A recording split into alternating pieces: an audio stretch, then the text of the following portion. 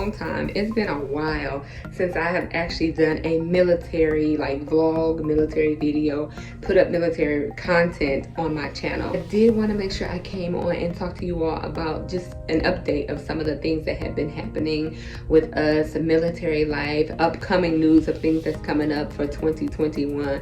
We got some pretty exciting news. So let me start in the beginning. So I think I kind of left off around maybe September, beginning of November time frame with my military related videos. Let me give you all a little bit of an update. So back in November, I did re-enlist. In the beginning of the year, if you guys remember, I did do a whole video on me and just me trying to figure out if I wanted to re-enlist, when I wanted to re-enlist. I felt like I was being harassed about re-enlisting. I knew I was going to re-enlist. It was just a matter of figuring out the right time for me to re-enlist and give the military more of my life and more of my time. So I ultimately decided to re-enlist back in November, and I had a beautiful re-enlistment ceremony. I put everything up on my Instagram story, so if you're not following me there, go ahead and follow me. But yes, I re-enlisted back in November, and I re-enlisted for another 7 years, y'all. So I'm giving the military another 7 years of my life. I know to some people it sounds crazy. It's such a big time frame to re-enlist for, but for me in particular, because I've been in so long and I'm over the 10-year mark, most people go ahead and retire. So when you hit a certain amount of time, you kind of just re-enlist for the rest of the chunk of the time that would take you out to retirement. So I have another 7 years in the military, and then after 7 years, I do plan on retiring. I do plan on getting out and probably trying to do my business and work my business full time. So the other thing that has kind of been happening to us is just COVID. We've been kind of getting hit back to back with COVID scares. Recently, my son's daycare provider tested positive for COVID, so he and my daughter were quarantined for a few weeks during the COVID scare.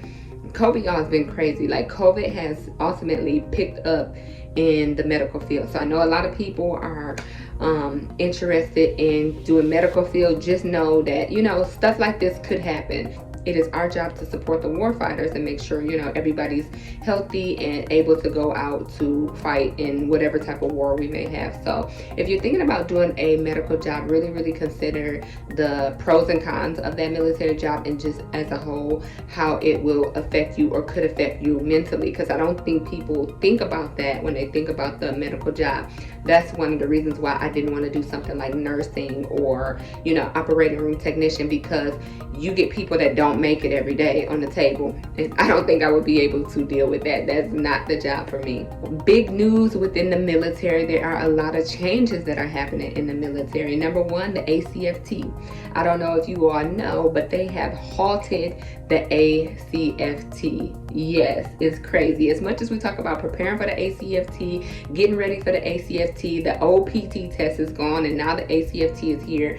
The Army is thinking twice about the ACFT. And I did a live on my live stream the other night, kind of discussing what I thought the changes were with the ACFT. But bottom line is, back in July of 2020, they put out a statement saying that basic training soldiers did not have to any longer take the ACFT to pass or to graduate basic training at AIT.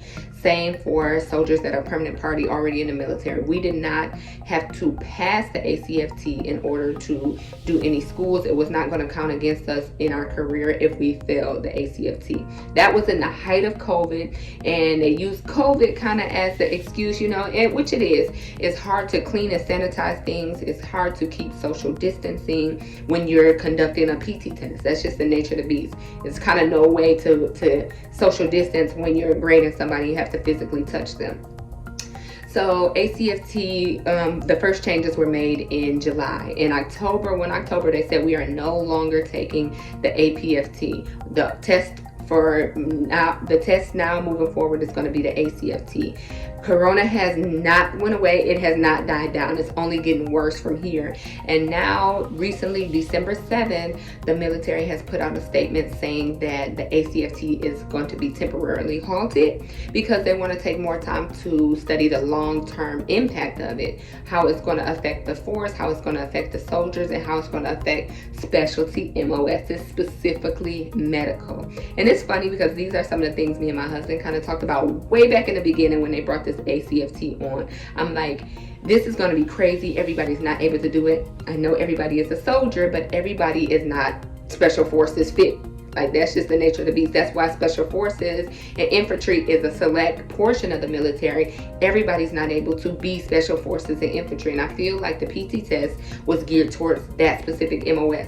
When in actuality, you have MOSs like cyber technicians. You have MOSs like doctors who've gone to school for years. They may not be a young strapping 21-year-old, but they know how to do neurosurgery, and now you're asking them to go out and train like a special forces. And then you're going to tell them, if they can't get that leg tuck up there, we kicking you out.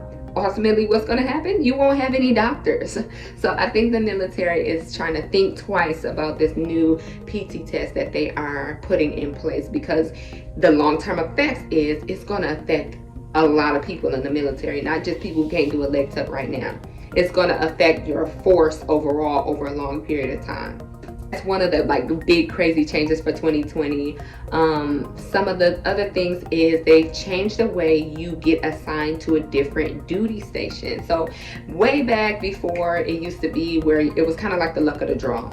In about 2 to 3 years, it's time for you to PCS. Your branch will send you a email notifying you that you've come down on orders to PCS to, let's say, Fort Polk, Louisiana. You didn't choose Fort Polk. It wasn't necessarily somewhere you wanted to go, but hey, you are needs to the Army, and the Army said, we need you here. Now that has changed. So now they call it this marketplace, where you kind of put a bid in to go where you want to go. So it really is kind of like a good and bad thing in my eyes. Helps you better determine the trajectory of your career. The career is basically in your hands.